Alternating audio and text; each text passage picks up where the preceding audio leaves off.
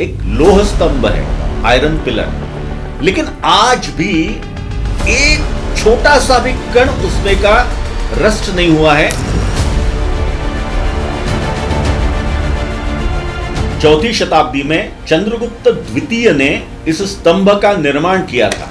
लगभग 1600 वर्ष पहले आज जहां पर खड़ा है वहां पर लाया गया है कि क्या इसमें ऐसी तकनीक है जिसके कारण ऐसा कोई मेटल बन सके जो रस्ट ना हो। हमारे पुरखे हजारों वर्षों से उस तकनीक को जानते थे, उन्होंने उस तकनीक को अपनाया, जिसका प्रत्यक्ष स्वरूप हमारे सामने, प्रत्यक्ष प्रमाण हमारे सामने लोह स्तंभ के रूप में है। नमस्कार। दिल्ली की पहचान अगर किसी से पूछते हैं तो दिल्ली प्रतीक के रूप में दिखाई जाती है, वो कुतुब मीनार के स्वरूप में। कुतुब मीनार यानी दिल्ली। लोग कुतुब मीनार को देखने आते हैं, विदेशी सैलानी भी उसे देखने के लिए आते हैं, लेकिन कुतुब मीनार के पास ही एक ऐसी अद्भुत चीज है जिसे देखकर सारा विश्व आश्चर्यचकित होता है कि यह कैसे हुआ या यह कैसे संभव है। कुतुब मीनार के बिल्कुल पास में एक लोह स्तंभ है, आयरन पिलर।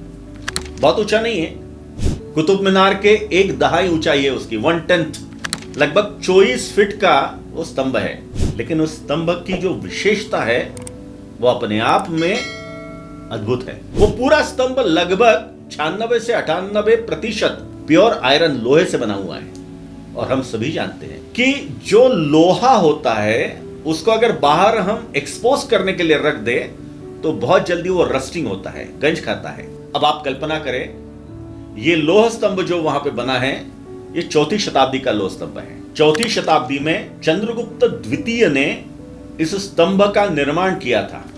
इसके ऊपर गरुड़ है, इसलिए कुछ लोग इसको गरुड़ स्तंभ भी कहते हैं। अब यह स्तंभ लगभग 1600 वर्ष पहले आज जहां पर खड़ा है वहां पर लाया गया है। 1600 वर्षों से यह स्तंभ रोज धूप खा रहा है, पानी खा रहा है, हवा खा रहा है, सारे वातावरण में एक्सपोज हो रहा है, लेकिन आज भी एक छोटा सा भी कण उसमें का रस्ट नहीं हुआ है या उसको जंग नहीं लगी है। यह बहुत अद्भुत है। यह अनेकों के कल्पना के परे है। इसलिए अनेक लोगों ने इस पे शोध किया कि क्या इसमें ऐसी तकनीक है जिसके कारण ऐसा कोई मेटल बन सके जो रस्ट ना हो। आज भी मेटल को रस्ट ना होने के लिए अलग अलग टेक्निक अपनाई जाती है। उसके ऊपर पेंट करते हैं, कैथोडिक कोटिंग नाम की तकनीकी भी होती है, जिसके कारण उसकी जो रस्टिंग है, जंग लगना, वो प्रक्रिया थोड़ी दूर खींच सकते हैं हम, 20 साल 50 साल, उससे ज्यादा नहीं। लेकिन 1600 वर्षों से जो हवा पानी खाते हुए बिल्कुल भी रस्ट नहीं हो रहा है, ऐसा लोहे का ये जो स्तंभ है, इसके पीछे निश्चित रूप से एक तकनीक है। ये मेटलर्जी है, ये धातु का विज्ञान है जो हमारे पुरखों को अवगत था और इसलिए उन्होंने उस प्रकार का स्तंभ बनाया था। आईआईटी कानपुर के मटेरियल और मेटलर्जिकल डिपार्टमेंट के प्रमुख डॉक्टर आर बालासुब्रमण्यम जी ने इसके ऊपर बहुत शोध किया है, संशोधन किया। उनके पेपर भी इसके ऊपर प्रसिद्ध है। उन्होंने बताया कि आज तक 21वीं शताब्दी में भी उस प्रकार की कोटिंग या उस प्रकार की मेटलर्जी हम लोग नहीं बना पाए कि इस प्रकार से नॉन रस्टेड मेटल हम बना सके। आज की तकनीक को भी मात देने वाला यह लोह स्तंभ अकेला नहीं है भारत में। उसके छोटे छोटे स्वरूप में और भी अवतार इस देश में उपलब्ध है। सोनभद्र जिले में राजा नाल का टिला है, वहां भी ऐसा इसका छोटा रूप दिखता है।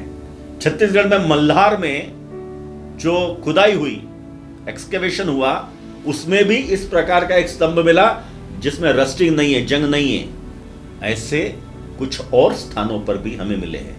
इसका मतलब है आज दुनिया के प्रख्यात मेटलर्जिस्ट, दुनिया की अद्यतन तकनीकी भी जिस प्रकार से नॉन रस्टेड मटेरियल को नहीं बना पा रही है, हमारे पुरखे हजारों वर्षों से उस तकनीक को जानते थे, उन्होंने उस तकनीक को अपनाया, जिसका प्रत्यक्ष स्वरूप हमारे सामने, प्रत्यक्ष प्रमाण हमारे सामने लौह स्तंभ के रूप में है।